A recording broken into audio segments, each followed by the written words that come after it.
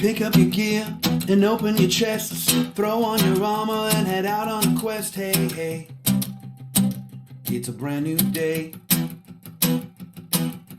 On the Sword Coast, your allies will help with blazing bows and magic as well. Hey, hey, heroes on their way. Fighting forever against overwhelming odds. Fighting together in favor of multiple gods. Idle champions of the forgotten realms.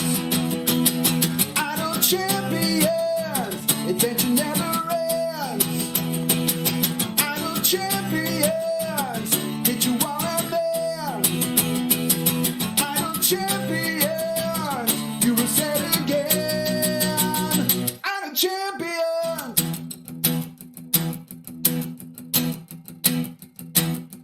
From Waterdeep to Icewind, head out to Chull or Shadowfell, hey, hey. Together we stay. Walk to the monsters, walk to the boss, walk to the right, it's never a loss, hey, hey. Bad guys to slay. Fighting forever against overwhelming odds. Fighting together in favor of multiple gods. Idle champions of the forgotten realms. Idle champions, adventure never ends. Idle champions, hit you while I'm there. Idle champions, you reset again. Idle champions.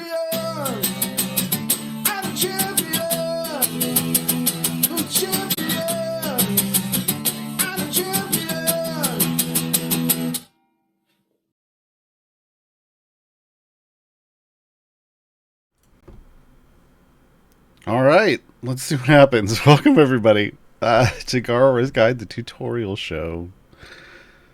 That means it's Saturday. It's Saturday. We'll see what happens today. I feel like my broadcast software is like playing Idle Champions, and it'll reset again, and it'll reset again, and it'll reset again. It doesn't want to be happy, and I don't know why. I tried to adjust some things, and it's still unhappy. Still unhappy. Who knows? So we're going to do our best to get through this today. Today's topic is the Champions of Renown Year 4. Year 4. So let's close that. The 5 champions you see on the screen here. This is a pack from the way back times. We're in Year 6 now. We did here we go. We did a tutorial show on this once before, but it got lost. It got eaten by the internet. So we're going to do it again. So the VOD's available for people. Plus, hey, look, it's got Humon. Who doesn't love Humon? It's got Orkira, who's in the event right now. We got Talin. We got Mr. Bayloth. Then we got Ellie Wick, Tumblestrum. So it's a pretty solid pack. As you can see, it comes with the Vampire Mon skin, which is pretty great. It's a pretty great skin. 16 chests for all the champions included. Each champion, 16 gold chests. 2 guaranteed shinies out of the gear you open there. 16 gold chests guarantees you. I mean, if you didn't own these champions, and this was how you were obtaining them, that guarantees you 2 epics as well. Just so you know. So we're going to dive into these today. Helping me out in the mod pod today is Gabe. Gabe's back. I already got a question here. Gabe's already grabbing questions from chat. Remember, if you want to ask a question, put the question : as shown down there. That way Gabe knows they can grab it. Gabe, you're going to have to let me know if the stream drops entirely, because I closed everything, including my stream preview, just in case the bandwidth problem was my fault, but it doesn't look like it is. So yeah, anything goes wrong, let me know in the document, like wherever we are in the questions, because that's where I'll be looking. Maybe. All right, let's dive in from front to back. We're going to start with Hew Maan.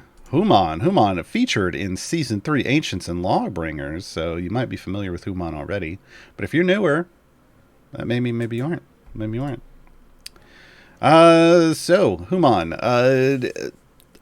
I don't know if you're aware of this, and I'm sorry to spoil this for you. Hew Maan is not a human. They are, in fact, 3 kobolds in a trench coat. I know. I hate to be the one to break it to you that they've been deceiving you. But they are. So, gender is male and female. There are 2 males and 1 female in that stack. There are kobold and human. As far as race, they do count as both. Rogue bard. I'm not sure why do we have an apostrophe after that? That's weird. Lawful evil, support, and speed. Folks, Hew Maan. For 3 kobolds in a trench coat, remarkably speedy. One of the top speed champions in the game. I don't understand why. Their dex isn't even that high. But yeah, one of the best speed champions in the game. Base attack is a range attack, you can tell because it's a little arrow icon. Crossbow bolt, the middle kobold shoots a random enemy with a small crossbow. So the middle kobold apparently is holding the crossbow, but I just realized in the art their hand is out here though. So how does that work really? I mean, that makes it look like the top one's gonna or do they poke out? I can't remember. Do they just poke out from the middle? Hold on, I gotta watch the animation. Yeah. They don't even use the one. It's a distraction. They don't even use the one that you see. Oh, that's great. All right. First ability is teamwork, because teamwork for rogues. Teamwork makes the scheme work. Welcome to the pun show. So depending on where they're placed in the formation, a different kobold takes the top slot in the trench coat and provides a different buff. So Hew Maan is very placement dependent wherever you put them in a formation. So right now I'm at the front of the formation. That's going to have a certain kobold in the front. I put them in the middle. That has a different. Now we got the red one. I think this is like purple, red, yellow, all the way in the back. Depending on who is at the top, they do different things. Okay, so if Zreng is at the top, so if you're in the front column or columns, this is a 6. I think this is a 6. Yeah, this is a 6 column formation. So 1, 2, 3, 4, 5, and then there's a 6th one back here. So it's 2 columns for each. In a 5, there's 2 front columns, 1 middle column, 2 backs. In a 4, there's 1 front column, 2 middle, and 1 back. And it will tell you in here, in this character UI, it will tell you how many columns there are, so you know where to place them. Okay, so Zreng, front 2 columns. Enemies have a high chance to drop double quest items or count for double quest progress. This is the speed effect. So whenever you're using Hew Maan and you want speed, they need to be in the front 1 or 2 columns. There's another consideration, but this is the main thing to remember. If they're not in the front column or columns, they're not providing speed effect. This effect is the speed effect. It gets multiplied by another ability that is your other formation placement indicator for big numbers. All right, if you're in the middle 2 columns with cleave on the top, this increases the damage of champions against boss enemies by 800%. If the boss has hits-based or armor-based health, so that's that segmented health, either the one without the shield or the one with the shield. Successful attacks restore twice as many segments as they normally would. So this is kind of the boss killer placement. If you're trying to kill a armored and hit-based bosses, not unlike this one. You move them into the middle, and everyone around there, hey, successful attacks double. Successful attacks double. So everybody hitting this gets double credit. All right, now we move them all the way in the back. All the way in the back. Yasa's on top. So Yasa increases the damage of champions within 2 columns of Humon by 200%. So this is just a straight up buff, generic buff against everything, not just bosses, but everything, and it's within 2 columns. So that means, you know, like if I'm all the way in the back here, these 2 columns in front are reached. If I put them 1 column up, the 1 column in the back and the 2 columns in front of that are all buffed. So placement here, you know, how many people you're buffing and who you're buffing and things for various things. This is affected by, you know, exactly where you place them in this regard. But wherever you place them in the formation alters what's going on. And it's going to do that for their ultimate too. We'll come back to that. Hello, fellow humans. This increases the effect of Klebe and Yasa's teamwork abilities. So specifically the formation buffing abilities. Specifically the formation buffing abilities, not the speed ability. Based on the number of human champions in the formation. And you can see the values here. You really want to get, you know, if you're trying to get this buff, you know, you want at least 4 to see some kind of a decent number. Otherwise, it's just kind of like, okay, you get some, you know, get a little buff here, bigger buff here, a major buff if it's all the way down here. But the thing is this isn't necessary. This isn't the kind of ability you build a formation around generally. It's a bonus. It's a nice bonus. You're going to place them based off teamwork, and what you want to do with them. And then this is just, hey, if you happen to get it, it's great. Not always something that you want to just like go hardcore on. Carefully balanced. So this ability buffs Zerang's teamwork ability. So this ability buffs the speed effect. And this is the other formation placement indicator. So it increases the effect of Zerang's teamwork ability by an amount for each champion adjacent to the kobolds. It stacks additively. So that means, like, if I'm up here, I could have up to 3 champions adjacent to them. But remember, in this formation, I can have them in the front 2 columns.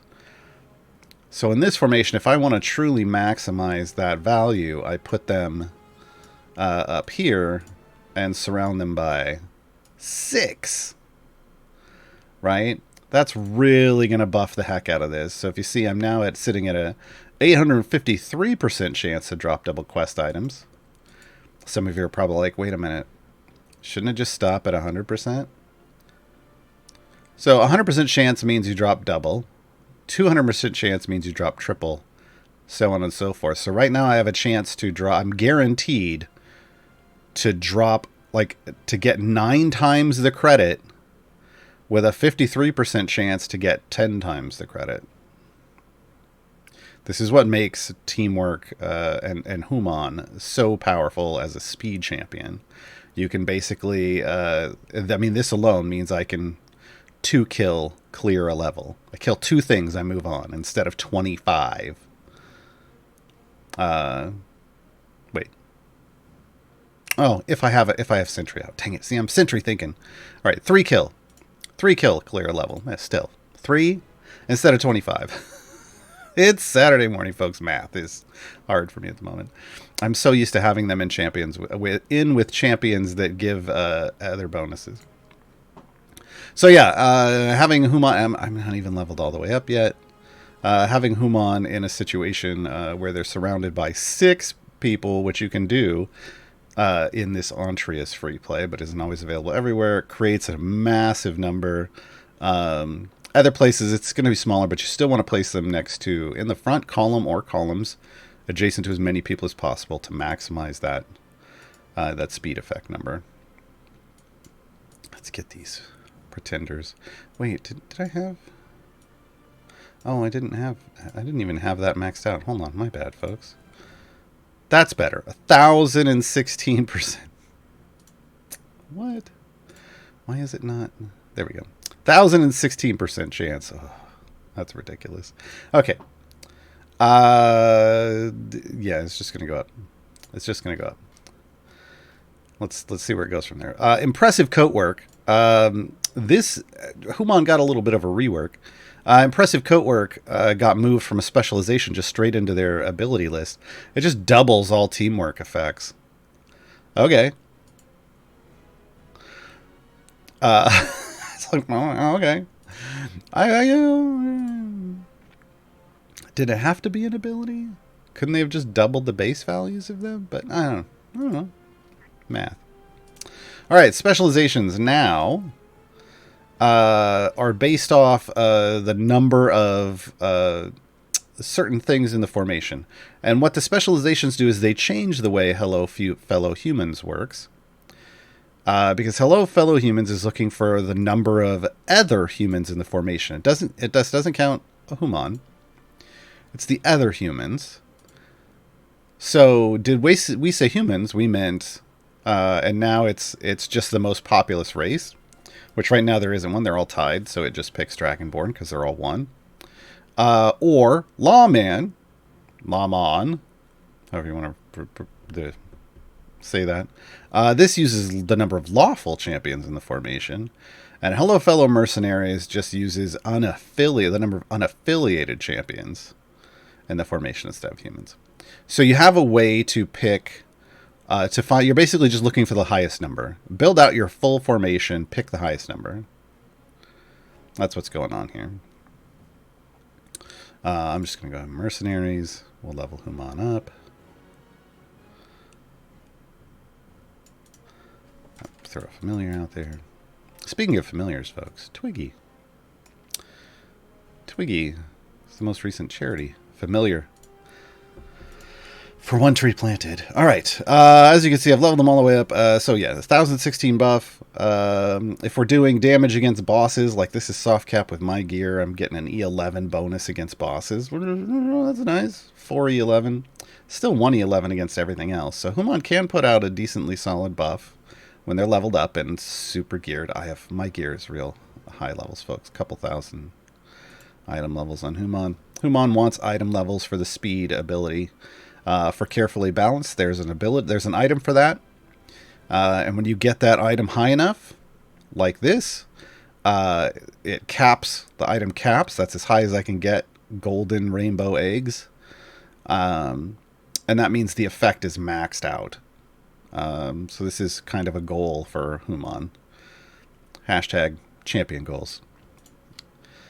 All right. Please stand by. The 2 kobolds that are not on top provide lesser buffs passively. So these are bonuses you're going to get wherever you have them placed, you're going to get this if they're not on top. So if Zrang was not on top, so if you had them placed in the middle or the back, either going for the boss buff or the generic buff, then boss enemies move 25% slower. Which basically means they're going to get to you slower. If they're melee, they're going to get to you slower unless they're going to start enraging slower. And any knockbacks are going to be a little more effective because it's going to take longer for them to get back and hit you. Against range bosses, it doesn't really mean anything. Now, if Cleave is active, so if you're in the front or the back, this hits-based enemies have a 50% chance of spawning with 25% of their hits already gone. So that's great. Basically, just makes it easier to get through. And I know it says hits-based, and I know they tried to say there's a difference between hits-based or armored-based, but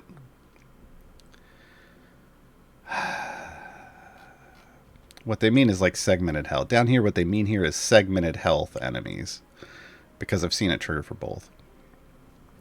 Now, Yasa. So if you are in the front or the middle with Humon, Yasa reduces base attack cooldowns of champions adjacent to the kobolds by half a second. So Humon, in the right position, can actually speed up the attacks of anyone adjacent to them, which is useful in a lot of scenarios, especially if you're trying to chew through hits-based enemies. So if you have, if you're trying to fight a segmented health boss of some kind, putting them in the middle to get the double credit, but then they're also, that is great, but then they're also attacking a half a second faster. If you got the DPS adjacent to Humon, that means you're going to cut through those segments faster. So keep in mind, Humon's doing a lot of stuff, but you just have to make sure they're placed in the right position. It's the last of their ability buffs, so let's look at the ultimate. And again, the ultimate's going to change. Let me pull everybody else out of here now. Oh, that was why. I was like, Ellywick got thrown out of the party somehow. But okay, so if we are in the front column or columns, the ultimate is rollout always, but this and they're always the Cobalt's Pepper random enemy with bolts. That's always going to happen. It's the secondary effect that changes. So Zrang's, if you're in the front, Zrang's teamwork is doubled for 30 seconds. So that means that if I still had those surrounded by 6 people, remember I was at 1,016% credit, which meant I was guaranteed to get credit for 11 kills or collectibles, which is wild. If I hit this while that's going on, I'm getting credit for 22. 22. So this basically makes the speed effect, it doubles the speed effect. It just doubles it. Lasts for 30 seconds. All right, if I move them back into the middle, it changes the effect to non-boss enemies are stunned and no additional enemies spawn for 15 seconds. This one's great for those situations where you're fighting a boss like in the current event, the Endless War, the Elder Brain. What's up, Brian? It's the Elder Brain's name. They spawn an endless amount of enemies, but really you just want to be able to hit them and take them out. Clear the screen, fire off this ultimate with Humon in the middle, and you've got 15 seconds where everyone can just take a bite out of the Elder Brain. Yummy. Now if we put them all the way in the back, the second part changes to reduces any active ultimate cooldowns of all champions in the formation by 25%. That's pretty fantastic. If you're just looking to run through ultimates as fast as possible, yeah, this helps. This helps a lot. So, multiple different types of scenarios you can run in. There we go. With Humon, just based off placement. Item-wise, a pair of damage all champions items, because they are a support. You can buff Hello Fellow Humans. Humans, excuse me. You can buff Carefully Balanced. Again, this is the speed. Slot 4, this is the speed item. That's the one everybody usually wants. Ultimate attack damage and ultimate cooldown.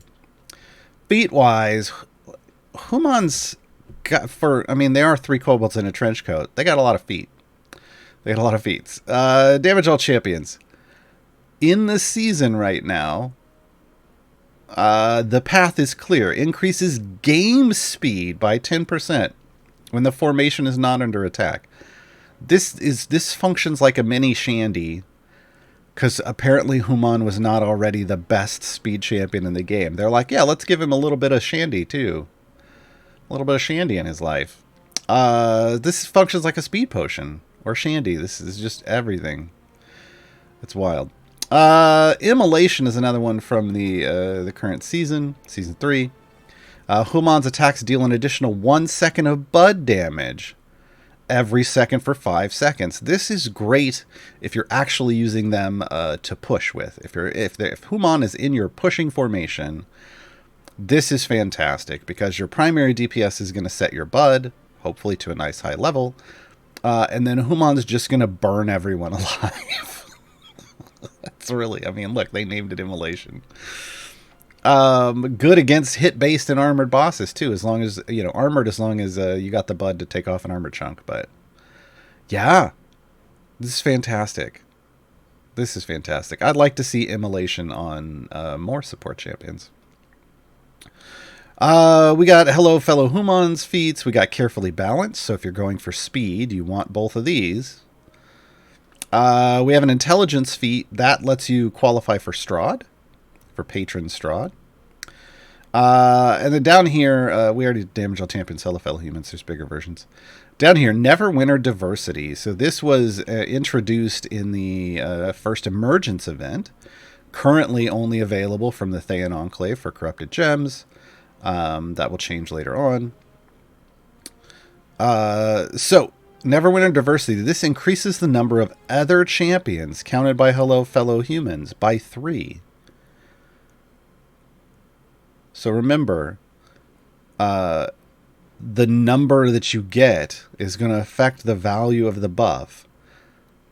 So if you were able to get, say, 5, normally that would be a 700% buff, right? But then you throw in that feat and you're sitting at a 12,700% buff instead. With just one feat. That's a big difference. 12,000% bonus from a feat?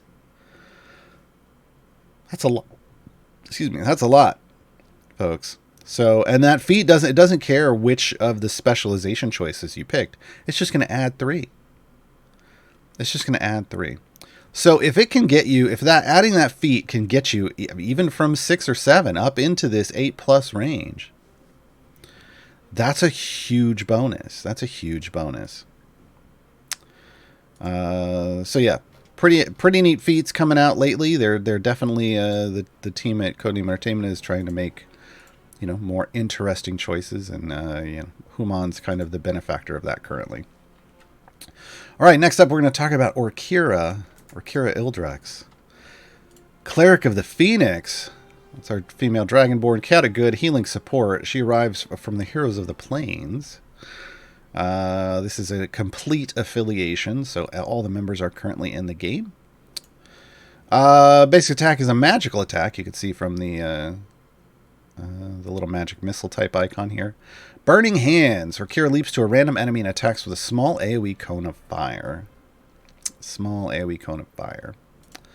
Lesser Restoration is the base, the first ability, and it queues off into a lot of other things, or at least two other things. I know. It queues off into the rest of the kit. Lesser Restoration. Orkira heals all non-adjacent damaged champions for an amount of health per second. That amount will vary. So in this situation, this would be non-ideal placement for Orkira, because she's surrounded by so many people, including the tank line, which is where the damage would be taken. So Orkira likes to hang out, at least not next to the tank line. Let's just say that. At the very least, make sure Orkira is placed so that she's healing your tank line. At the very least. But if you want to heal, potentially everyone for certain variants and stuff, something in the back, all the way in the back like this would be great. Ellywick wouldn't be receiving heals in this layout, but everybody else would. Right? So that's what you kind of want to keep in mind for Orkira. She wants to be placed, like here. Like Humon would want to be surrounded by lots of people in the front 2 columns. Orkira wants to be placed all the way in the back so you can heal other people. As many other people as possible. Elemental Fire. Whenever Orkira damages an enemy, they receive 1 stack of Elemental Fire, taking 10% of Orkira's damage per second for 15 seconds. That part, don't necessarily worry about. It's nice. I'll say it's nice because, if she hits a segmented health boss, one of the hits-based ones, or even an armored one, if her damage is high enough to go through armors, it'll take off chunks. It's supposed to, at least. But generally, she's not the one doing lots of damage, so it's not as big of a deal. And I'll be honest, folks. Can I be honest for a second? Even though my name's Gaarawarr, I'm going to be honest instead of Gaarawarr. That doesn't sound right. Dots like this that aren't bud based don't seem to work right in this game.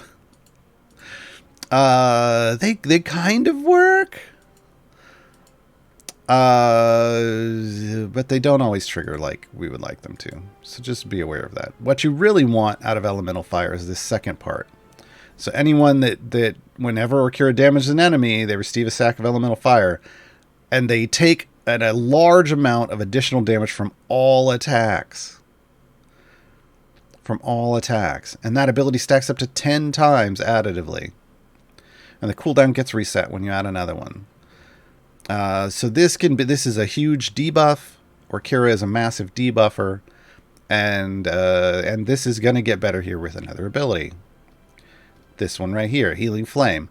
Increases the effect of elemental fire, so the debuff, by 100% for each order of magnitude worth of effective healing done with lesser restoration on the current run.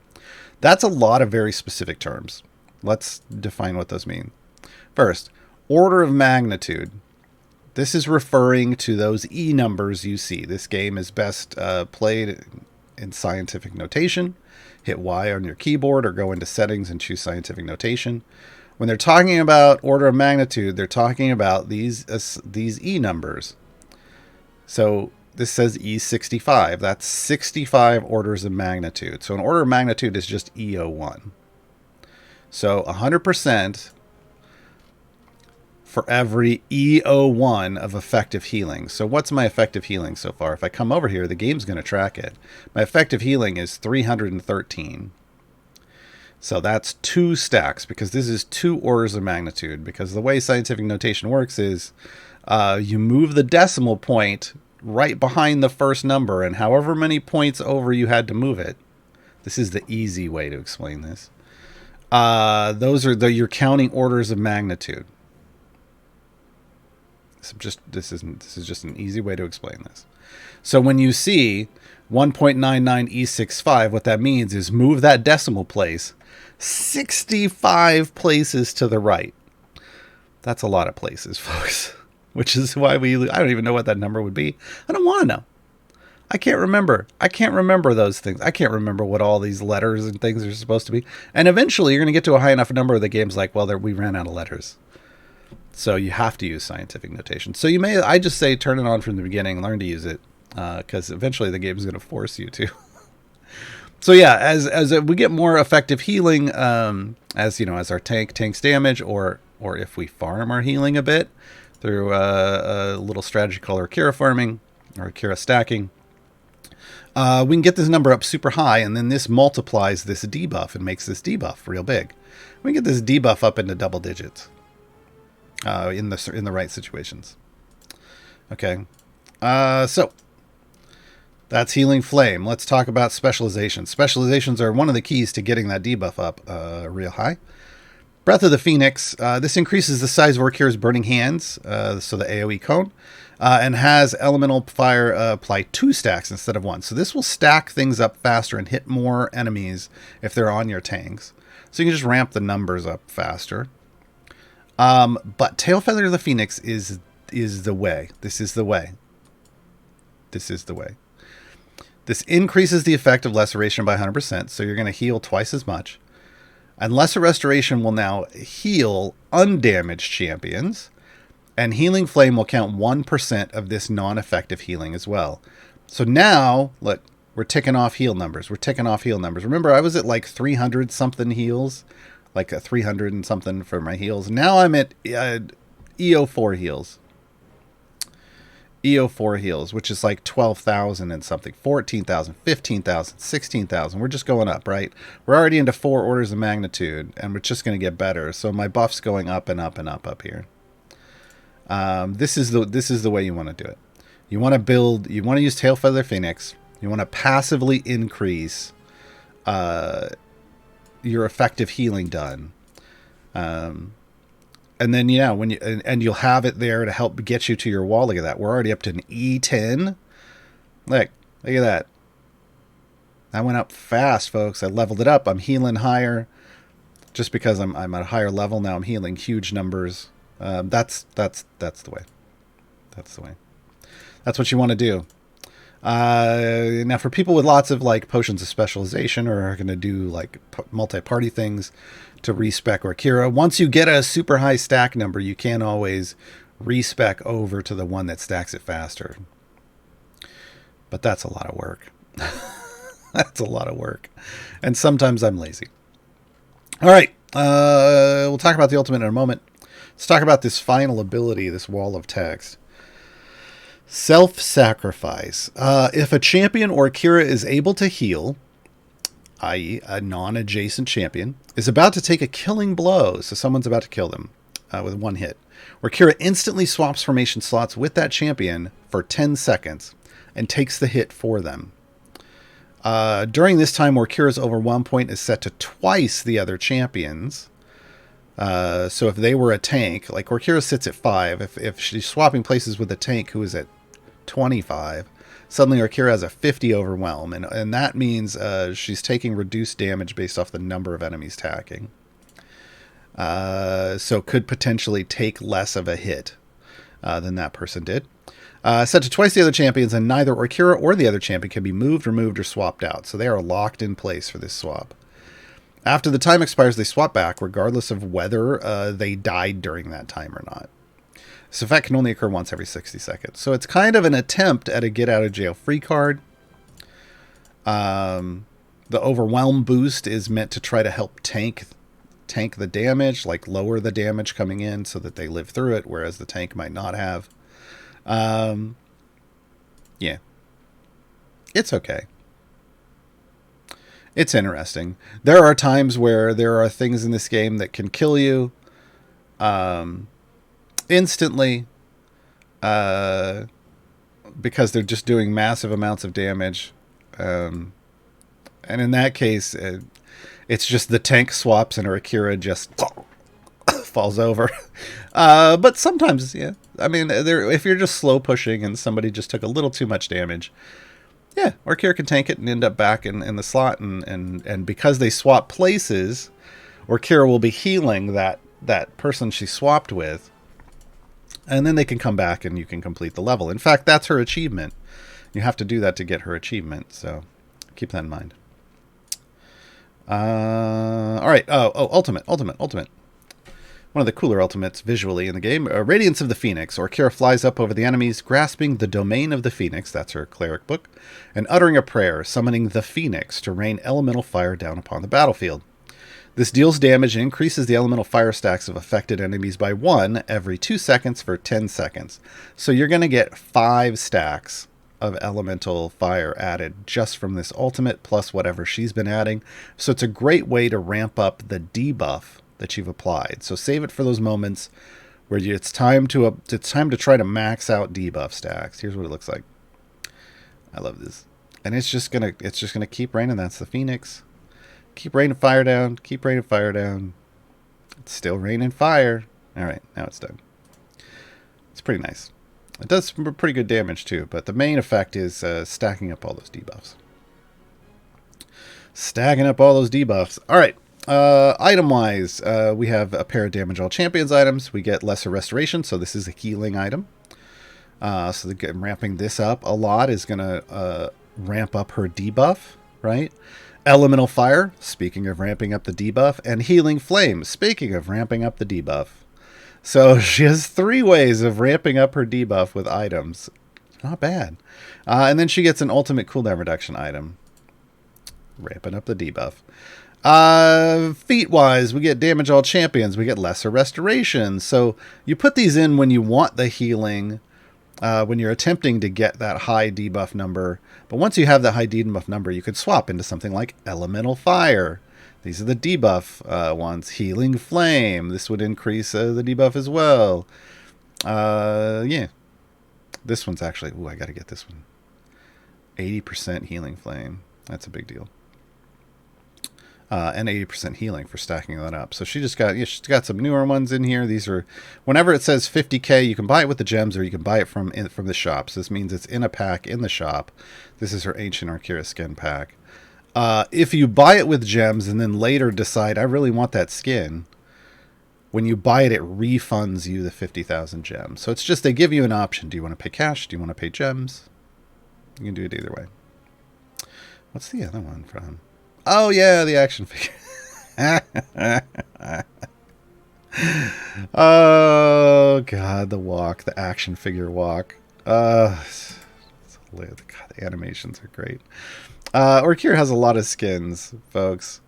And they're just, I mean, they're all good. I tend to use Witchlight Orkira because cotton candy and masks and stuff. Shadowfell Orkira is really neat too, but I go with that one. Oh, I forgot. Humon also has lots of skins available. Snowmon, which is fantastic. Vampiremon, Treantmon, Hammermon. There's a Lawmon in the season right now. It's not listed here. I tend to go Hammermon because dwarfs. But they do have a... where's it at? There we go. Look at that. With the hobby horse. Oh, God. It's fantastic. All right. All right, let's talk about Bayloth the Entertainer. In fact, he's going to be our musical interlude here in a bit. All right. Mr. Bayloth, male drow sorcerer, chaotic evil, support and gold find champion. He's a member of the Heroes of Baldur's Gate affiliation. That's a pretty stacked affiliation. It's got a lot of people in it. Yeah, you can literally build an entire 9-person, like Sword Coast Heroes of Baldur's Gate affiliation, formation. Basic attack is magical attack. Once again, chain lightning. Baeloth fires a bolt of lightning at a random enemy, which deals damage and arcs up to 4 times. So it can hit a total of 5 things. It does 20% less damage per arc, however. But that's fine, because he's not your DPS. Remember that. But it is good for clearing out lots of hit-based things if that happens to be on the screen.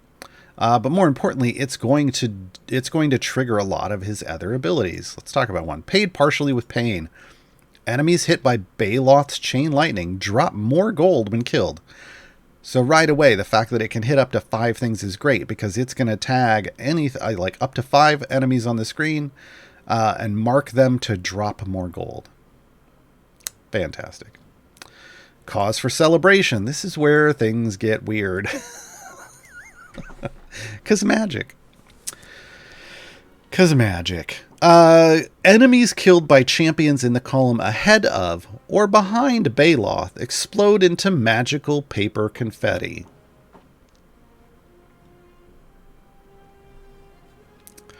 Because why not? Now, this column ahead or behind is your formation placement queue. That means you want Bayloth either in front, directly in front of, or directly behind your primary DPS.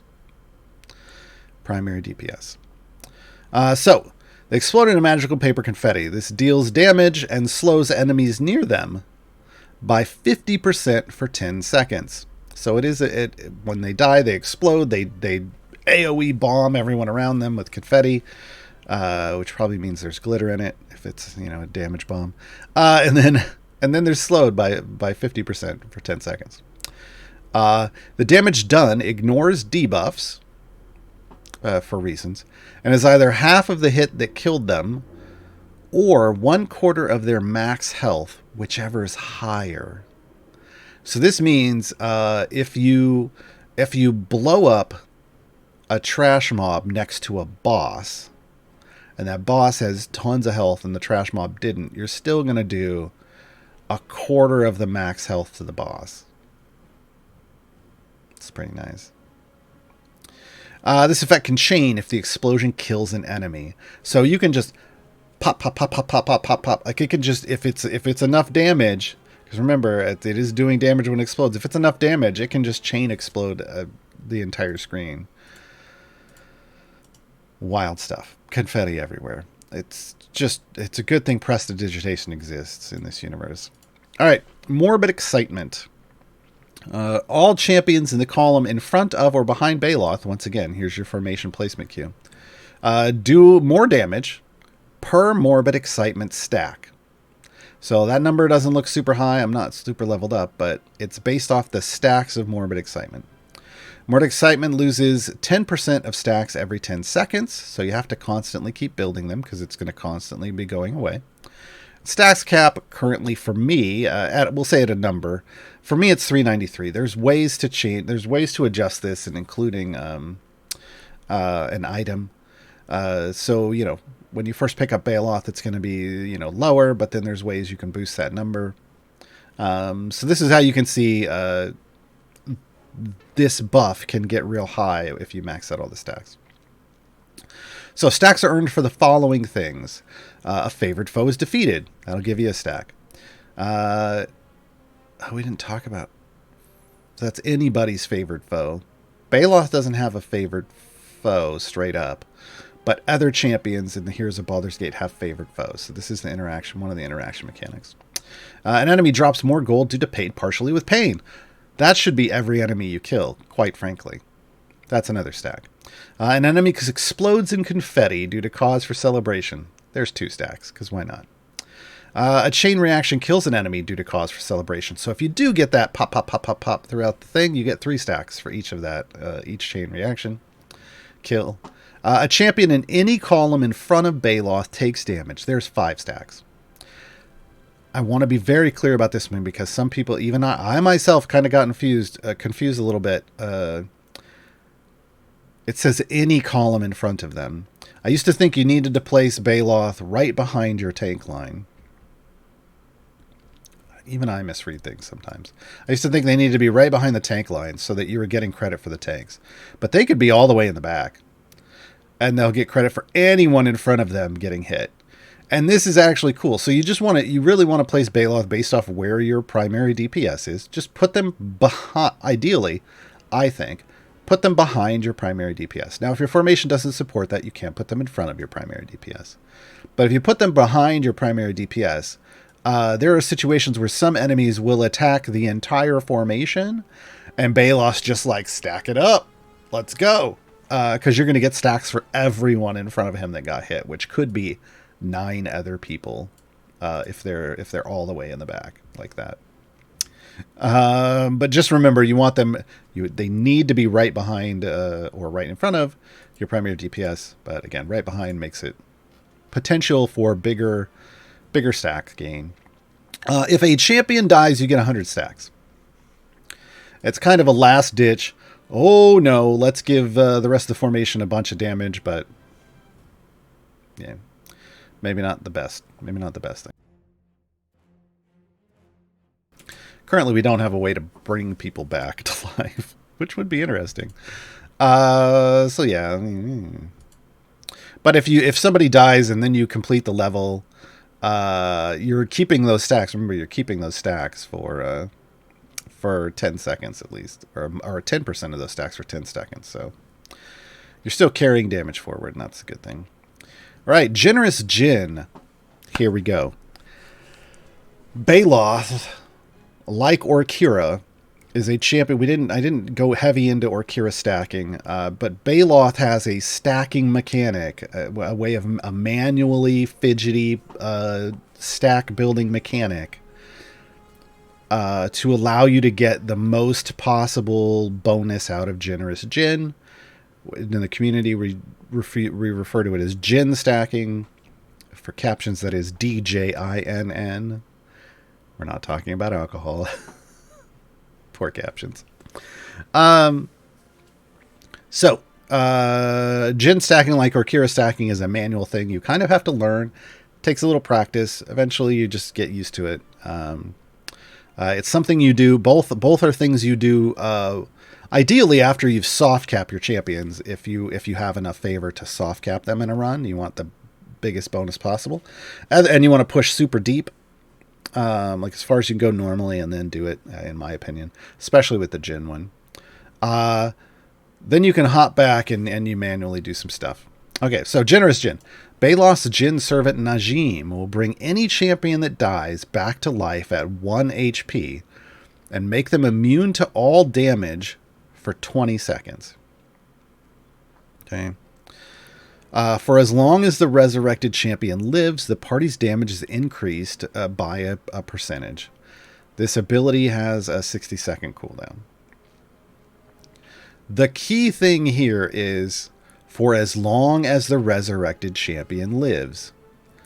That means they die, you get the bonus, you kill the enemies, they've still got this buff that's sitting on them. It's a little face of Najim. It's this little Djinn's face that sits in the middle of the champion.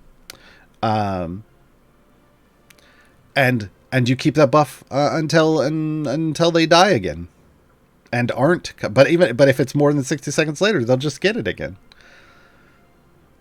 So you can manually kill. You get to a point where you're super deep.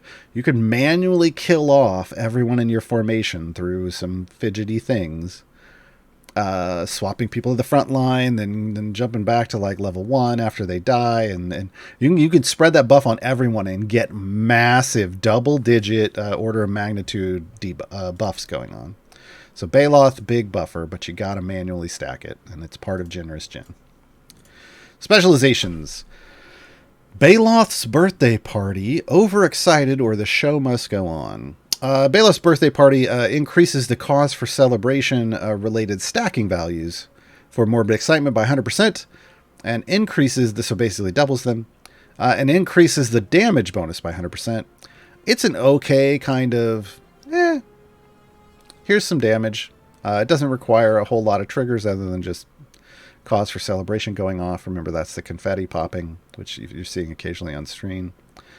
Yeah, it's okay.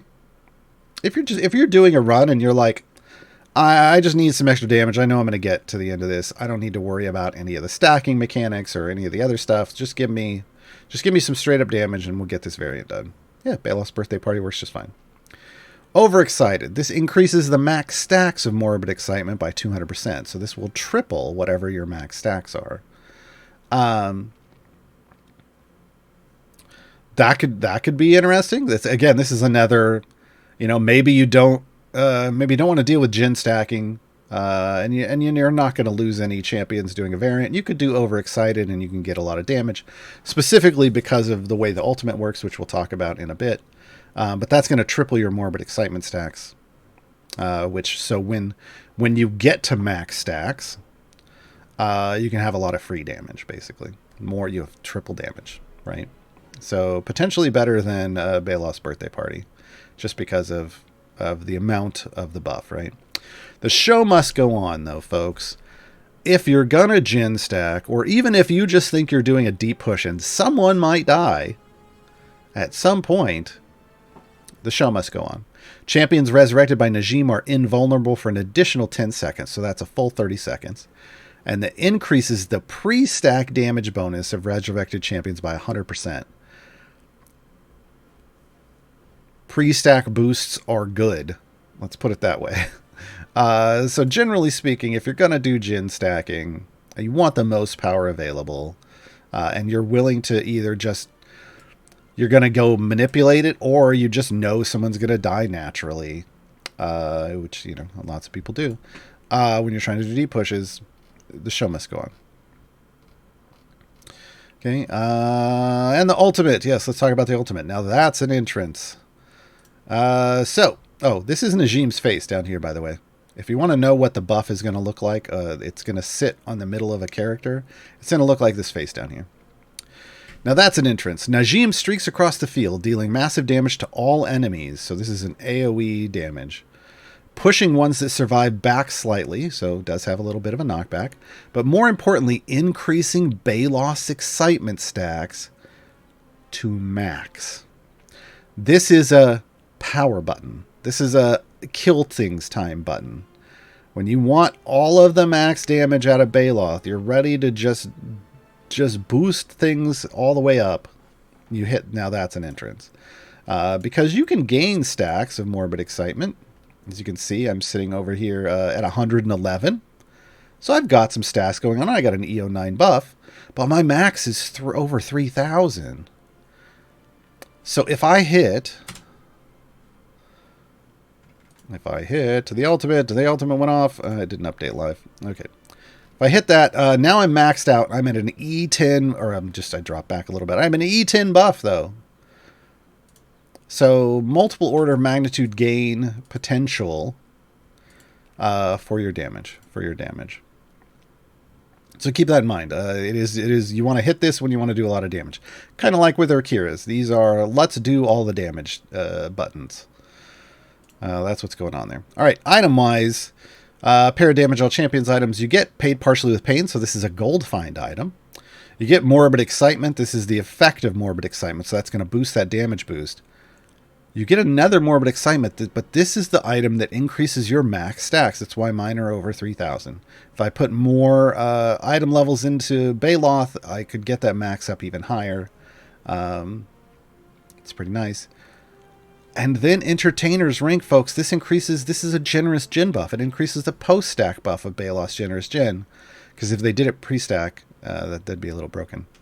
So post-stack buff with an item. So Baeloth actually has 6 straight-up bonus items. Like, just fantastic itemization.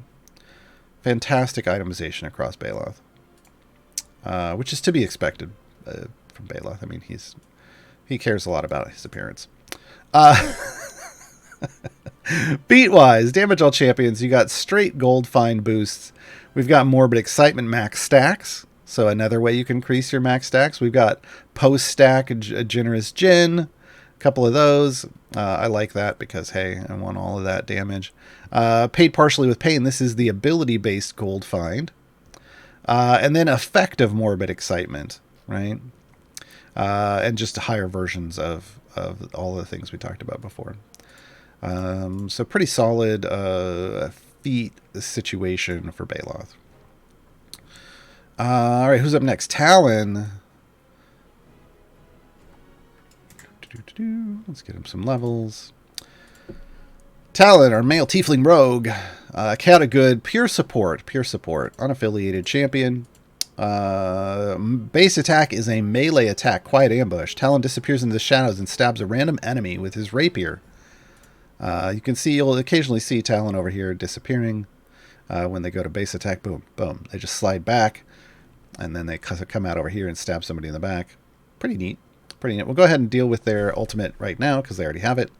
Razor Edge Chakram. Talon detaches a secondary hoop-shaped blade from his wheelchair's rear wheel and flings it at the furthest enemy. It travels in a large looping arc, damaging all enemies it encounters before returning to Talon. So this is a line-based AoE. It is going to go pretty far out here. There it goes. You see it kind of shoot out in a big arc. So it's not going to hit things in the middle, generally speaking. It depends on where the target is. It could go right around things. But if you have a stack of enemies that are built up on your tank, it's gonna just hit them all. Twice, usually. All right, base attacks. Scatter attacks. This is kind of their jam. When Talon attacks with quiet ambush, their basic attack, he leaves behind a set of scatter attacks, which cause enemies standing on them to be slowed by 50% and take more damage from attacks. This is a debuff. It is a crowd control and a debuff, so it's fantastic. And you can see the scatter attacks on the field. They're these little gray attacks. They stick around for a while. They're not there forever, but they're there for a while. And anyone that walks into them is debuffed. So Talon is great for debuff groups. Spot weakness. Talon increases the damage of all champions by an amount. This gets affected by lots of things. This ability is increased by 10% for each enemy killed in the current area, stacking multiplicatively, but capping at 50 kills. So the longer you're sitting on a level farming, the higher you can ramp up your damage. This is a way you can kind of ramp your butt up, then transfer to the next level, and then try to kill things with bud-based damage, like bud-based dots, ultimates, or any other bud-based ability that somebody might have. Fire breath potions. The effect is reduced by 25% for each slot past 1. A given champion is away from Talon, and that stacks multiplicatively. That means you want Talon adjacent to your DPS. I know it says damage of all champions, which is a little rude of it. But it really you want them adjacent to whoever your DPS is. Because as you move them further away, their buff goes down. It does mean if you're forced to, they can be in a suboptimal position. They're still going to provide a buff. They're still going to provide this buff. It's just not going to be great. So optimal placement is adjacent to your DPS. Okay, antagonist. This ability confuses some people because they don't read it. Really, that's what it comes down to. They just throw Talon in, they level Talon in, and they go, why are some of my champions at 0 DPS now? Talon decreases the DPS of evil champions in the formation by 50%. But they increase the damage of good champions by 50% for each evil champion in the formation. That's missing. Stacking multiplicatively. So, Talon really likes to be in a group, like a formation, where you have a good DPS. Like your DPS is labeled as good up here, like chaotic good. Good shows up under alignment. And then as many other evil people as possible. That would be their ideal situation.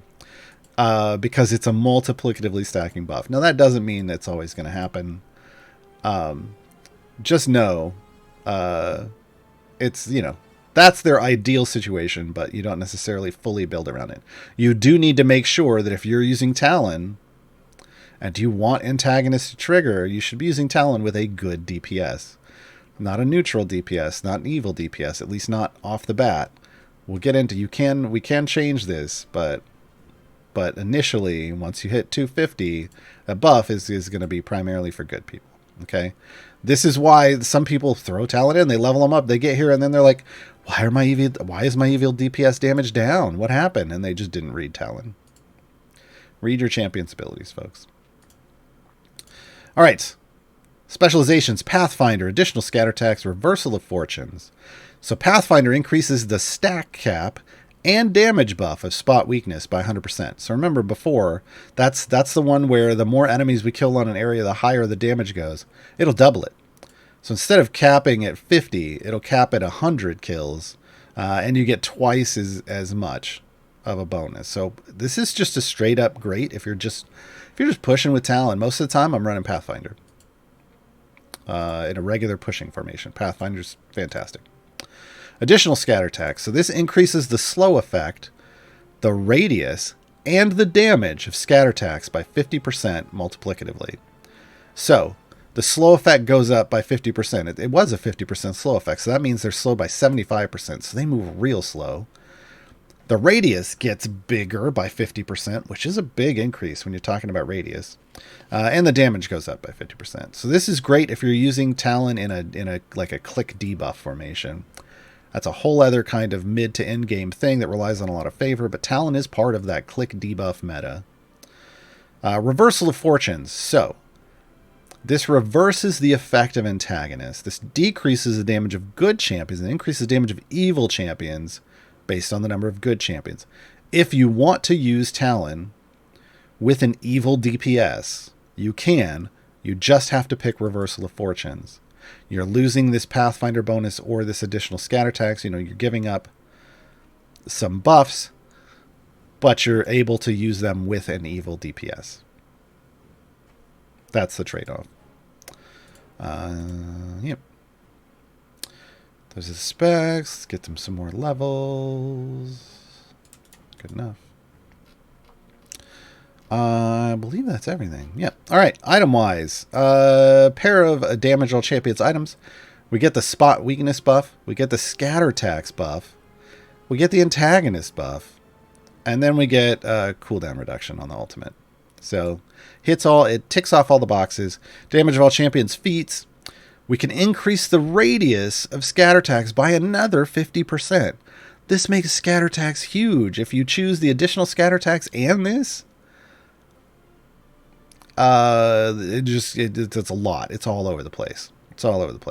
We can buff spot weakness. You can buff the effect of scatter attacks. You can buff antagonists. So there's room for more feats for Talon, but right now there's a pretty good array of them.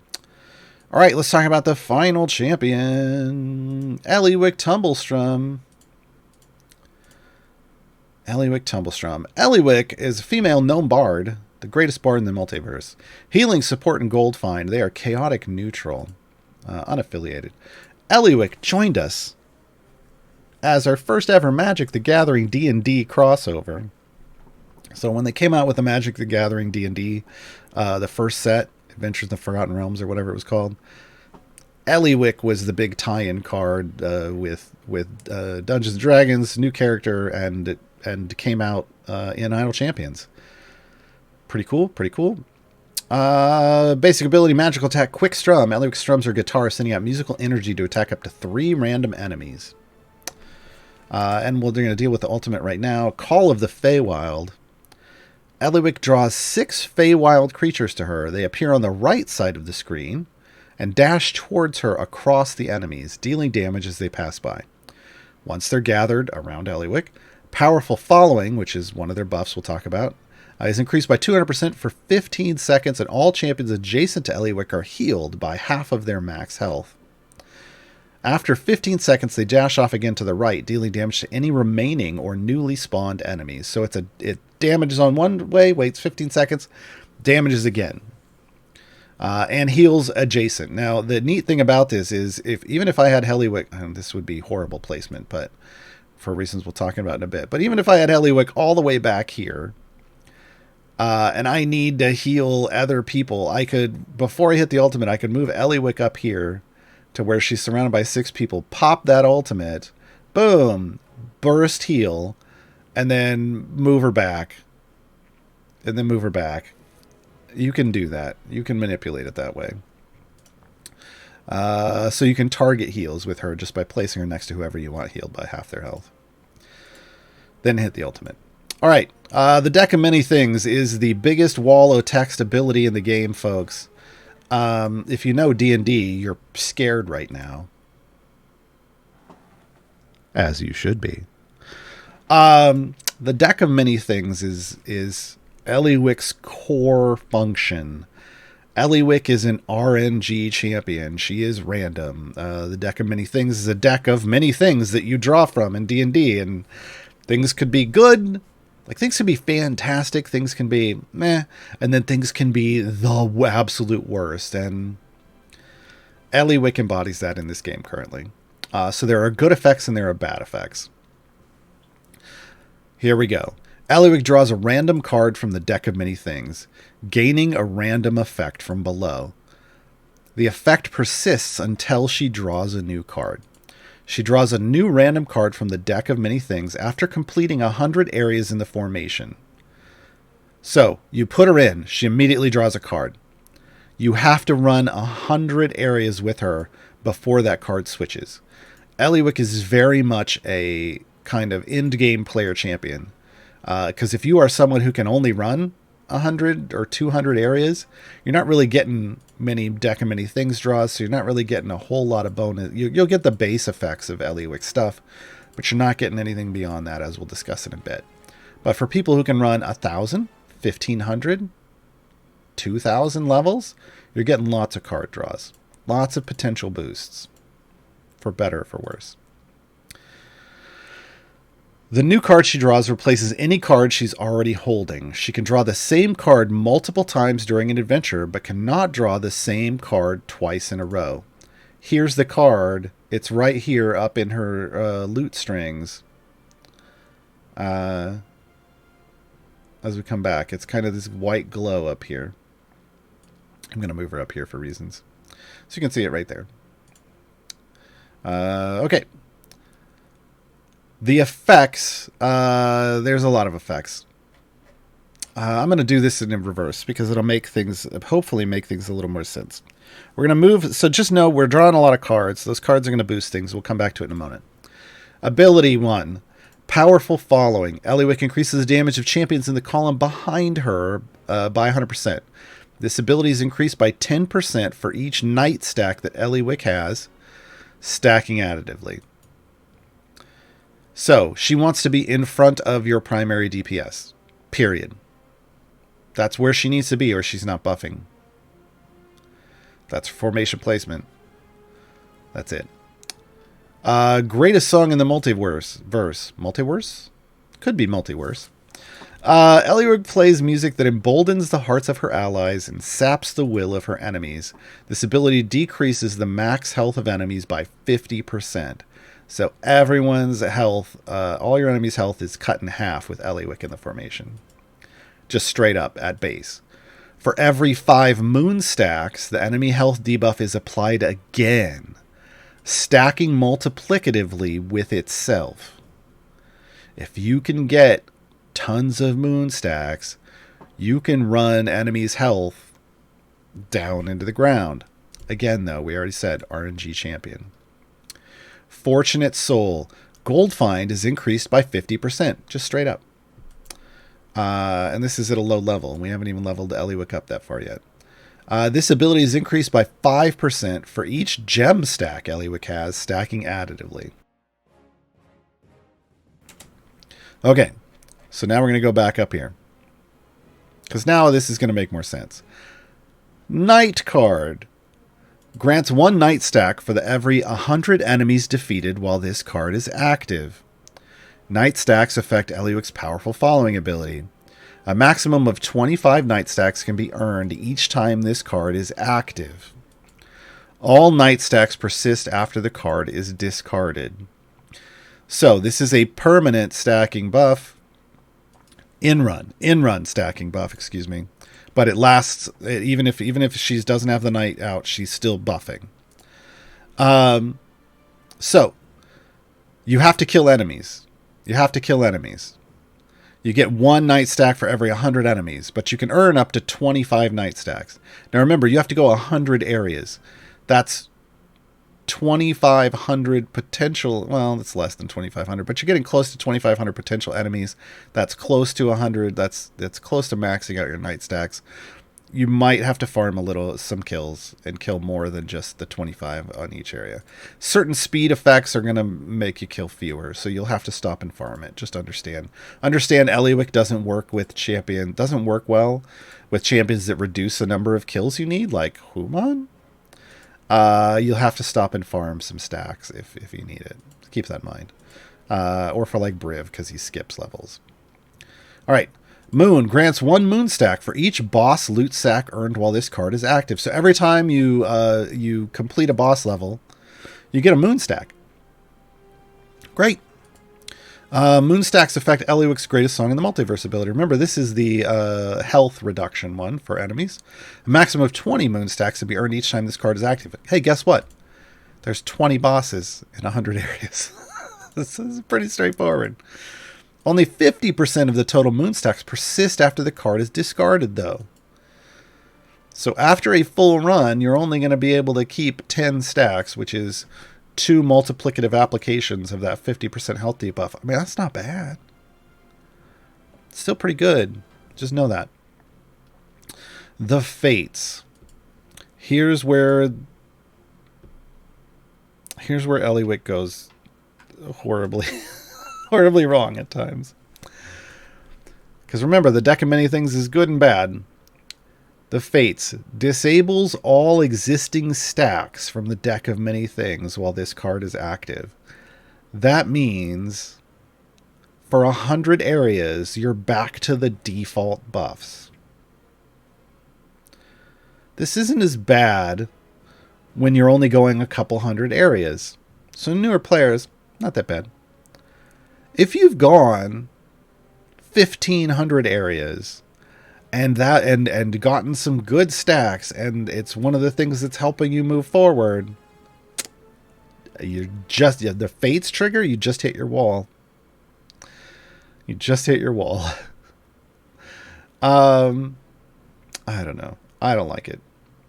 No, sir, didn't like it. But here's the thing. If you get it early on, it's fantastic. For this reason. When this card is discarded, all existing stack amounts are increased by 25%, rounded up. So it's good when you get it at a point where you still, even if you're at the base buffs, you can still complete stuff because it's just multiplying your stack amounts. So it can be good or bad depending on when you get it and your personality, I guess. As I see Niscus in chat go, when you draw to your wall, it's great. Well, I don't agree with that. But sure. However you want to play the game. Flames. Let's talk about some more bad effects. Grants 1 flame stack when this card is drawn. All monsters move 100% faster and deal 100% more damage while this card is active for each flames stack you have, stacking additively. All flame stacks persist after the card is discarded. The effect doesn't persist, but the stack sticks around, so you get 1. everything's double damage and they move twice as fast. It goes away after 100 areas. Then you get it again later. 2 stacks. Now everything's 3 times. I think it's what? 3 times as fast because it's additive. So 3 times as fast and deal 3 times the damage. And it's just like again and again and again. If you get lots of flame stacks, just swap Ellywick with somebody else. You hit the bad run. You hit the bad run. It's unfortunate. Gems. They're truly, truly outrageous. Gain 1 gem stack for every 3 gems collected while this card is active. Remember, you collect gems off boss levels, so yeah. Gem stacks affect Ellywick's Fortunate Soul ability. A maximum of 20 gem stacks can be earned each time this card is active. Again, there's only 20 bosses, so that's fine. As long as she's in for the whole 100 areas, you're going to max it up. And she kind of has to be, right? Only 75% of the total gem stacks persist after the card is discarded, though. So, big drop, because this could be a big favor gain. Okay. Spec time, because if you didn't think that was confusing enough, now we're going to play with percentages. For the fans, the effect of night stacks on powerful following is increased to 25% per stack. In addition, the chance to draw this card is increased by 10%, while the chance to draw moon and gem cards is decreased by 5%. In theory, this should mean you get more night stacks. There's still a % chance to do everything else, though. It does help you get a bit more of a chance to draw night cards, but because the moon and gem card chance drops, but flames and fates stay the same, it's kind of this thing that's like, yeah, I mean, you could get more powerful following, sure. But now you have, but in those off chances, you're going to get, it's a higher chance if you're not getting powerful following for it to trigger into fates or flames. And that's not fun. And folks, it doesn't get any better. All of these do that. So faster tempo, same thing, but for moon stacks. All that sparkle, same thing for gem stacks. So for the left, for the fans is just the straight up buff. You're trying to maximize the buff. Faster tempo, you're trying to maximize the health reduction. And all that sparkles, you're trying to boost your favor. That's really the easy way to describe it. And I mean, when I say trying, I mean you're trying, because it's all RNG dependent. And when the game hates you, it will really hate you with Ellywick. That's everything. It's all about the RNG, folks. Item-wise, damage all champions items. We get powerful following, fortunate soul. So you can get the buff, and you can get the gold find. They're not giving you an item for that health debuff, because that would break things. You get ultimate attack damage, and you get ultimate cooldown reduction. Feats.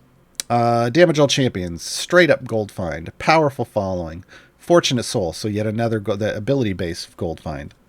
Again, nothing for the health debuff, because that gets breaky. All right, folks, those are our 5 champions in the Champions of Renown Year 4-pack. We're going to go ahead and take a short musical interlude, not quick. We're going to listen to Baeloth's song. It's Bayloth the Entertainer. And then we'll be right back to answer your questions. We got about a dozen so far. If you have questions, remember, question : in chat in front of your question, and Gabe will grab them for you. Be right back. Ladies and gents, welcome to the Black Pits. Best show in all the realms. Here is your host, provider of the smash hits, Baeloth Baratil, one of the world's top 5 spellcasters, slayer of Tiamat and fake Hal Laster, chaotic evil but a first disaster. He is the underdog's greatest ringmaster, Bayloth, the entertainer. His empire's vast and it's wide, even extra player. Bayloth, the entertainer. Just a sign on the line.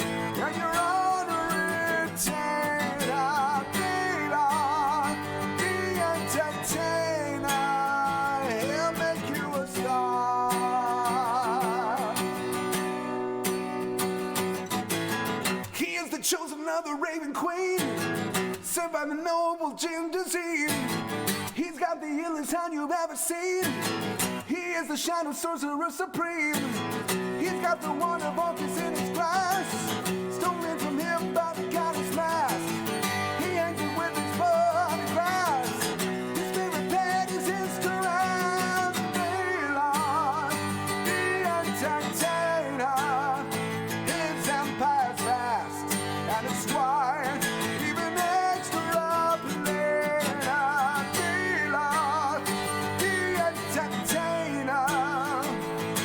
Just sign on the line, and you're on the retainer. Bayloth, the entertainer. He'll make you a star. If you want a part to play in this game, come to the pits, grab yourself an arm, ignore the danger and the pain. There's glory to be had, fighting in its name. Bayloth, the entertainer. His empire's vast, and it's wide, even extrapolated. Bayloth, the entertainer. Just sign on the line, and you're on a retainer. Bayloth, the entertainer. Enjoy the show. Fantastic. That was the clip. Yeah. That's the clip. I'm so thrilled. I'm so very thrilled. I'm pretty thrilled too. That one came out amazing. I love that song. All right, I'm gonna hit up the questions. I'm gonna try to grab the ones that are kind of on the topic first, but don't worry. You can ask any kind of question about Idle Champions game mechanics today. We will dive into that. I try to do the on topic stuff first. All right. Okay, we kind of answered this one already when we're going, but maybe the question came in before we got there. Kairos asks, the new epic Humon feat, does Neverwinter diversity ability buff give or add 3 humans? It adds 3 to whatever. Because remember, hello fellow humans can be changed with your spec choice. So like right now it's unaffiliated champions, so adding 3 humans doesn't make sense. It just adds +3 to the total here. And it says that increases the number of other champions counted by hello fellow humans by 3. So like right now we're at 2 because it's unaffiliated champions. So if I put in the feed, it would get me up to 5. But what we would really want, I mean, the ideal situation is getting, if you're at 6, getting to up above that, or if you're at 5, getting up to that. But yeah, I can get you a larger buff. Even at even jumping up to one of the lower ones, I mean, going up 600% is better than most feats. I mean, most feats are what, 40, 80%. So this one is, if you're using Humon for pushing, this is a pretty fantastic feat. Probably one of the better feats. I only altered, like, for a DPS, there's reasons why meeting Strahd's int requirement are one of the biggest things you can do. But for support, Neverwinter Diversity is probably one of the best support feats out there.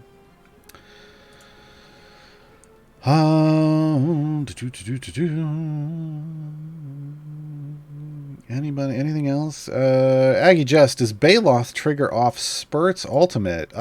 Should. And we're talking about the, when an enemy dies, specifically.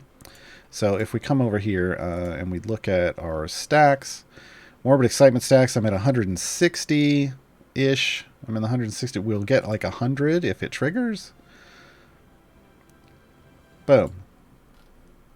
174. It didn't trigger. Should have. I would argue they need to fix that because that's a death trigger for other things. So it doesn't look like, but it should have. I would submit a ticket. I would submit a ticket.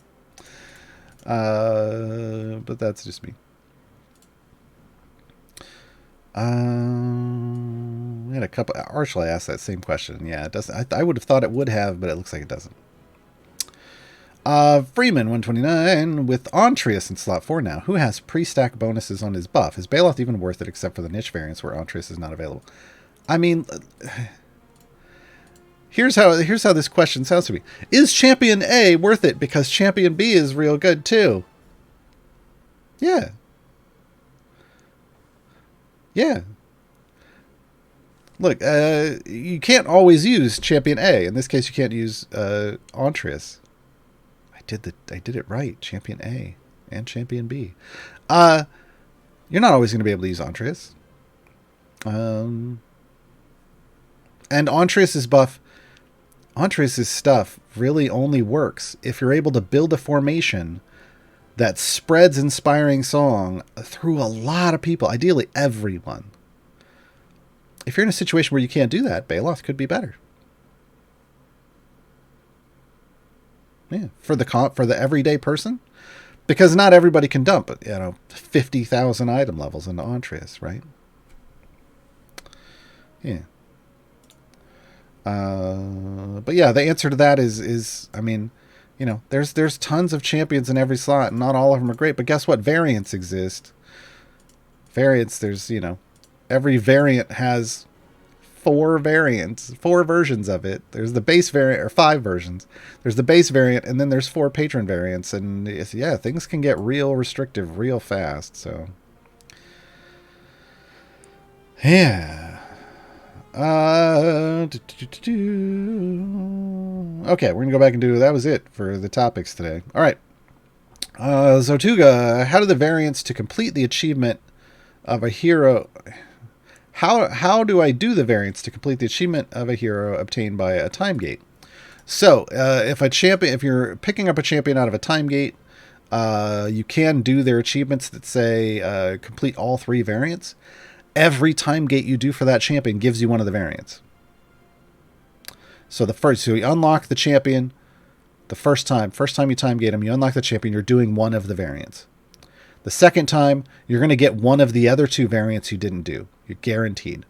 So then you've got 2 of them done. The third time, you're guaranteed to get the third one, the one you haven't done yet. So it takes 3 time gates for the same champion to be able to get all of their variants. This is more of a thing if a champion is what the community calls retired, which means they don't arrive in an event anymore.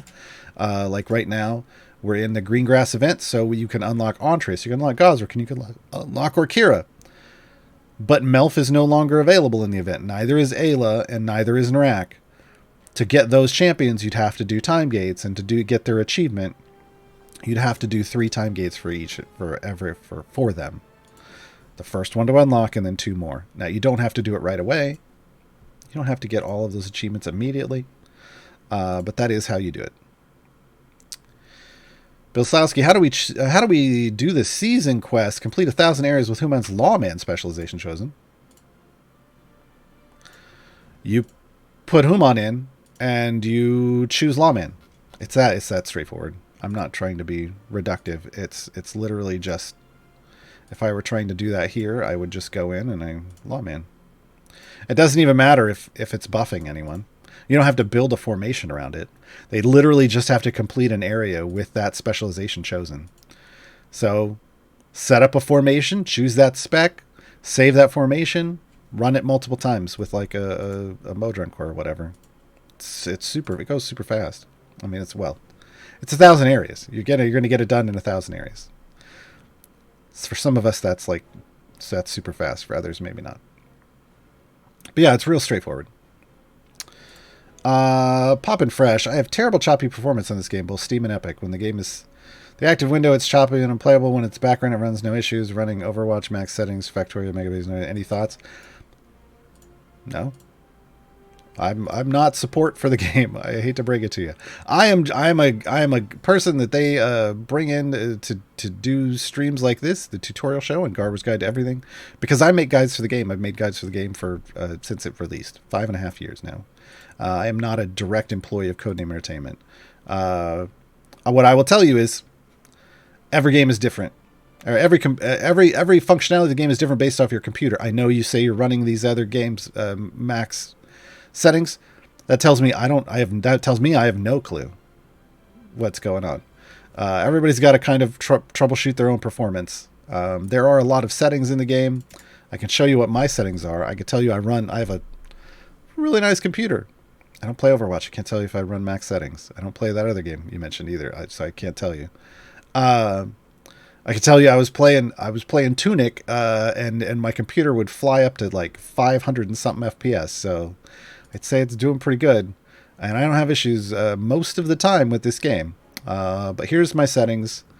Here's my base settings, sound settings, interface settings, display settings. I run this to 1600 by 900 always. So I can drag it around to my different these two windows and park it somewhere else. And then graphics, like a particle amount, I have it high, frame rate 60. I don't do reduce in the background. I disable all of these effects. Yeah. All I can say is try that, see what happens. But there's no silver bullet. There could be all kinds of. I've tried to help people with their computers before. I just know there could be all kinds of reasons why it's working good for you or working bad for you and good for me, and you got to find a good combination of settings that's going to make the game work for you. Wendigo, when should I try the Trials of Mount Tiamat? As soon as you unlock it, you can do it. You can do it. I am on my new player account that I just started 7 weeks ago. I right now I just finished Baldur's Gate: Descent to Avernus, the storyline, so now I can do the Mad God. I think I queued that up. It's running offline right now. I'm gonna hop right in and do normal. Normal you can solo. So the first tier of Trials you could probably solo. Because the thing is as long as you can finish Descent or Elturel's Last Stand, I'm not going to spoil the boss there. I don't want anybody spoiling the boss there. But as long as you can finish Elturel's Last Stand, which is that's a hefty boss at 5. You got the 550 is the last time you have to fight the main boss, and it's a hefty boss. It's a DPS race. It's the only DPS race we have in the game so far. Truly. Yeah, if you can do that, you can do the first probably couple of tiers of Trials. You can do the normal tier solo if you wanted, but it's better it's easier in a group. And as you go up, you're gonna need the group. You're gonna need the group after that. But yeah, right away. Rogummy, what happens when nobody is taking damage? My heroes aren't being hit, so my healers feel pointless. I'm not sure what you mean. If you're killing everything before, like I'm killing everything before they get to my formation. So what happens? We just keep pushing.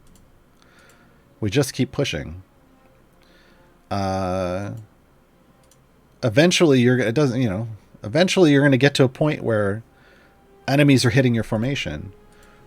Then your healers are, if you're a newer player, healers are going to be somewhat effective. But healers aren't just there to heal. Just like in actual D&D. They're not heal bots. That's not their purpose. Healers in this game have lots of buffs and other things, and it's important that they're providing their buffs, they're boosting their damage.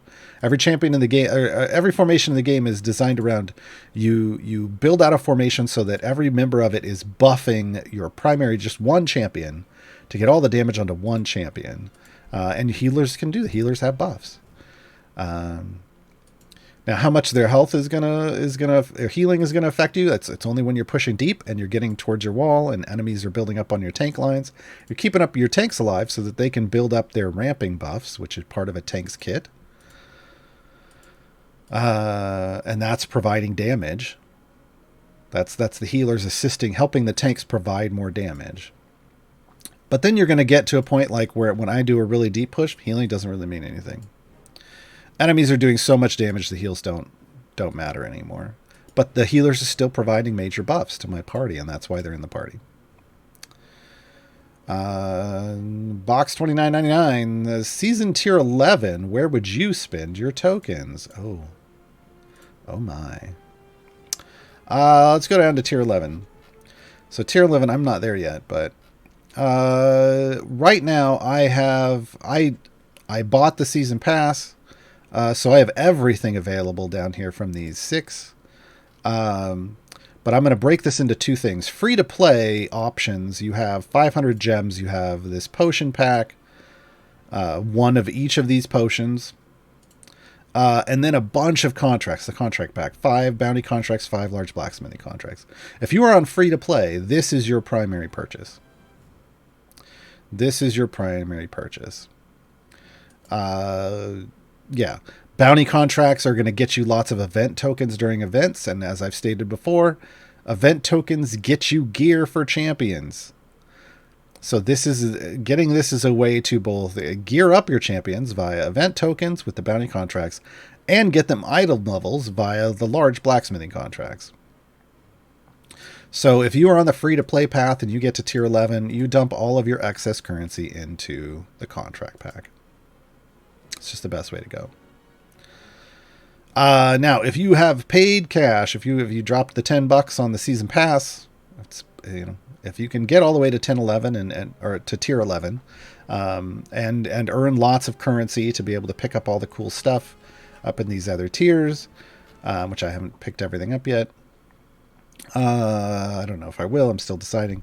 Then where you want to put your extra currency is Modron component chests. They're the second hardest chest in the game to obtain. The hardest chest is Bahamut chests. From Trials of Mount Tiamat. Modron component chest, second hardest chest to obtain. So you would want to put them here. These are the things you can't get anywhere else. So buy a bunch of them. You can level up your Modron core. They were trying something neat. They put this in the wrong place. Like if they were going to give you free XP, they give you the core at tier 3. If they were going to give you free XP, they could have given it to you up through here somewhere. Wait until tier 10, everybody had their core leveled by then.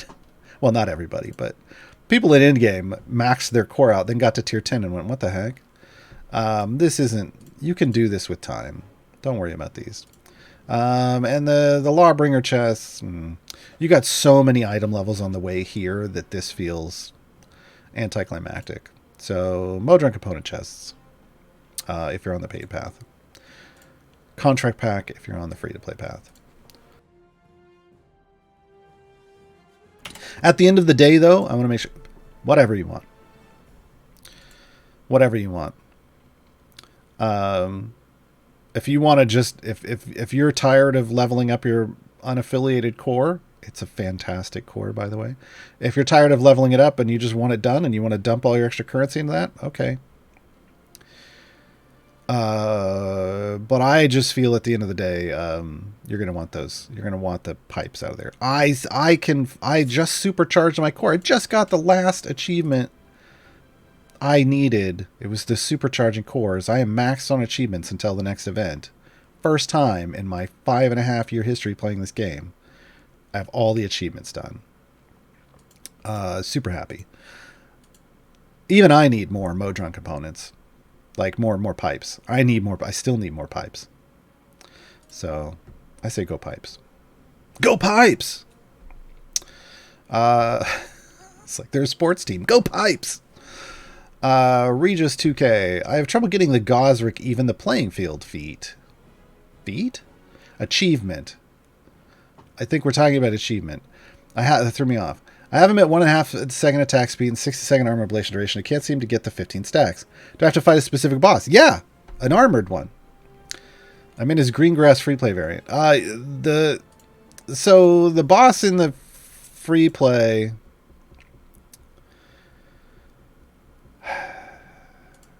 is hit based. So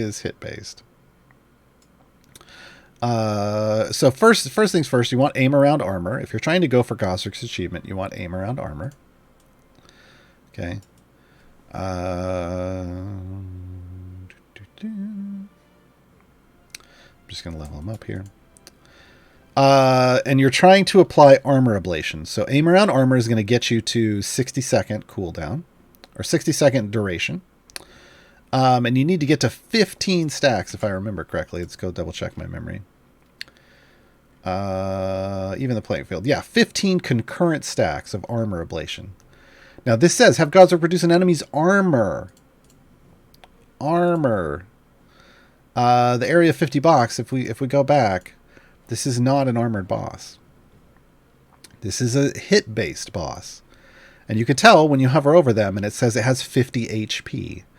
That means each of these 50 segments is 1 HP. An armored boss would have a normal enemy health total, but it would have these segments and there'd be a shield over it. So you can't get his achievement on the Elder Brain. Just can't. It's not an armored boss. There are lots of armored bosses in the game.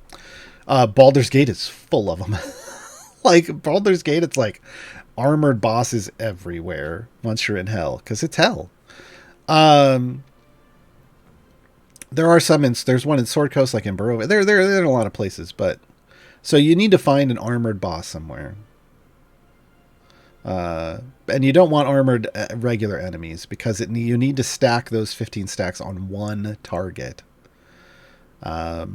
With with what you're talking about, with like a 1.5 attack speed, and a 60-second duration, yeah, you shouldn't have a problem once you have an actual armored boss. I highly recommend taking out your DPS when you get to the boss. Just have Gosrick smacking that boss. Spike your bud, or kill off the enemies that are on the junk enemies that are on the screen. Pull your DPS out. Just let Gosrick do his thing for 15 hits. That's going to be what? 23. It'll take, 23, 24 seconds? Yeah. With the setup you have the right setup. You're just on the wrong boss. Yeah. So just take out you could take everyone out. Once you kill off the trash mobs on the boss level, you could take everybody out but Gosrick and a tank. Just let him hit. Well, but you wouldn't want to, because you want him attacking fast. Never ignore me. Just make sure your DPS isn't in the formation. Otherwise, you're going to have to push way deeper so that the boss lives long enough. Yeah. The Goth Kitten Princess asks, is Lavosha Mauve based on the Milka Cow? I have no idea. I did not create that character. And I had nothing to do with coming up with any of the things based on that. That's a good question for, it's the Oxventures crew, right? Oh, God, I can't remember. I think it's Oxventures, right? Is that yeah. That's who we're talking about, right?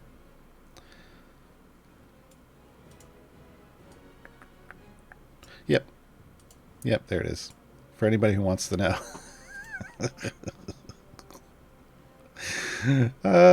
Yeah, you'd have to ask the creator of Egbert. Or just the DM from Oxventures. But yeah, I have no idea. It's hilarious. It's a big purple cow. Sure.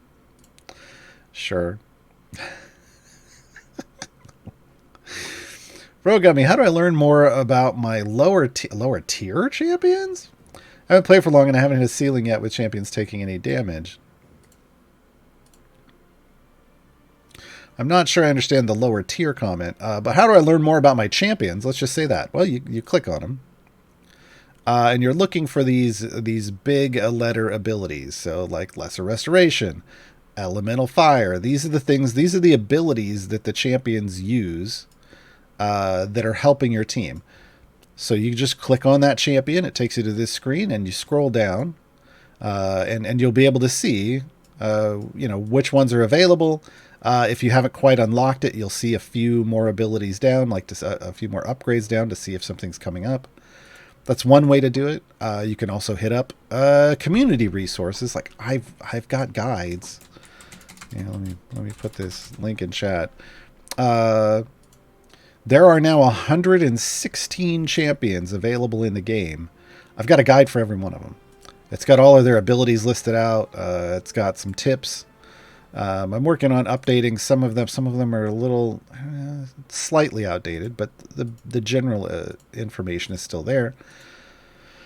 So you can check out guides like that. More people than just me make guides, but I have over 130 guides at that link. You can check out for the game. They're all targeted towards new players. If you want to get to try to make things as easy as possible for new players, other people in the community make guides for like, you really want to go super deep on things and get into like min-max, and so other people do that kind of stuff. I just try to make things as easy as possible for people to understand when they're starting. Dravis75, yesterday I saw you one-shotting levels, spending like 1 second per level. How are you doing that? Speed champions. One of those would be Humon.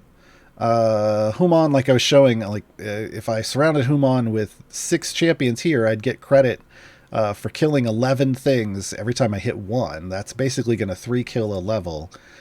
But if I were to combine Humon with some other speed champions, I could get to a 1-kill clear. So I could get it to the point where I'm killing one enemy and moving forward over and over again. And that's kind of just combining the different speed of effects available in different champions. So I think that was Virgil and Humon and maybe, I mean, those two alone could do it. Could get to like a 2-kill. And then like if I threw Sentry in there with that, or Nahara in certain situations, I could 1-kill clear. Yeah, it's a speed champion thing. Different champions have different speed effects, and when you put them all together, you just fly through the game. Miss Farum, how does someone max a Modron core in weeks? Oh no. There are people that max a Modron core, like they get it and then they have it at level 15 in half an hour or less. To be clear. I have 4 cores now and they're levels 7, 3, 3, and 6, even with the Modron XP. See the aforementioned answer about speed champions. If you combine a massive item level Briv with some other speed champions, and then a massive item level Nordum the backwards Modron, who gives bonus XP for your Modron core, you can level your core up in half an hour or less. I can't do that. Bayushikir is in chat saying it takes me 9 hours. That's great. It took me a couple days. It took me like 3 or 4 days. Hold on, I gotta fix captions. So yeah, it's the power of speed champions.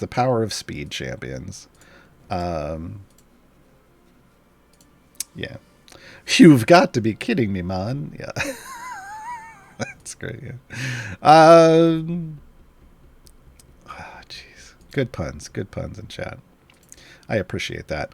I don't have a bad puns tag on this channel because I'm not in charge of the tags here. But on my channel, twitch.tv/Gaarawarr, if you come hang out with me, there is always a bad puns tag on the channel so people know what's coming. Yeah, we're kind of out of questions, so we're going to be wrapping up. This is the last C&E Games stream of the week. These streams will return on Monday evening with a familiar quest. However, you can join me in about an hour-ish for more puns.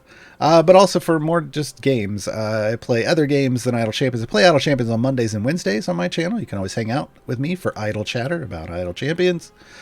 Where we talk all kinds of stuff. and do all kinds of different things. I've been playing through a new player account so that I can get a good look at how new players play the game. I do this pretty regularly, once a year-ish. I start a new account and just see what the game is like for new players with all the new changes. And boy, y'all got it easy. I am flying through the game. Oh, wow. I have so much damage. It's wild. There's never been a better time to start playing Idle Champions than right now. It's just wild. Bobby Digi, I don't know. Hold on. Did I miss something? Do you know if open X patron chests has been removed as a patron task? Yes.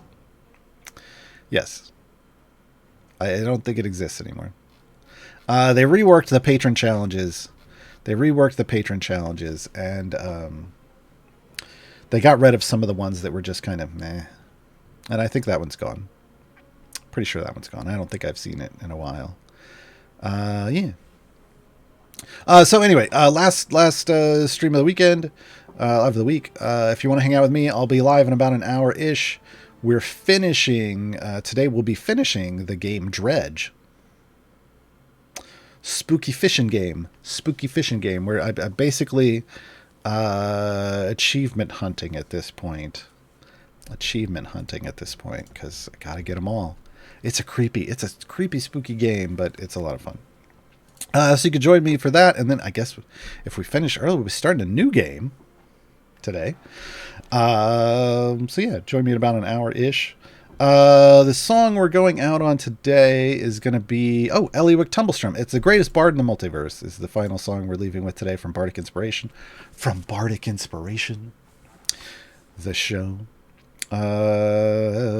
Thanks to Gabe Graham questions. Thanks to all of you for having questions. And I will catch you later. Bye, everybody. She's the greatest bard in the multiverse. It all started with a car, with a flip of a wrist on morning mist. It really wasn't hard. 'Twas a lucky draw, could have been real wrong. And then she doubled down. Well, the moon was kind, and from her own mind, she became the best around. She drew a card and took a chance. Turn it back, time to advance. Ellie Wick, time was strong. Didn't know what she had done. Speeding down the plane around with her brain broke and a killer rip. Planes walker, Baeloth hopper. The music melts hearts and lungs. She's the greatest part of our time. She danced with the moon and she made a wish that beguiled the prince of the fae. She won the heart of a dragon god, and then she went away. She's calmed the fury of all night hell and brought a demon to tears. She's twisted the mind of a great archmage with a storm and a wicked sneer. She took the deck of many things and used it to unlock her dreams. Ellie Wick tumbled strong, didn't know what she had done. Speeding down the plane around, the brain broke and killer rip. Planes walker, Baeloth hopper. The music now talks in long. She's the greatest part of our time. She's been to Kryn and never on. To Ravnica she's been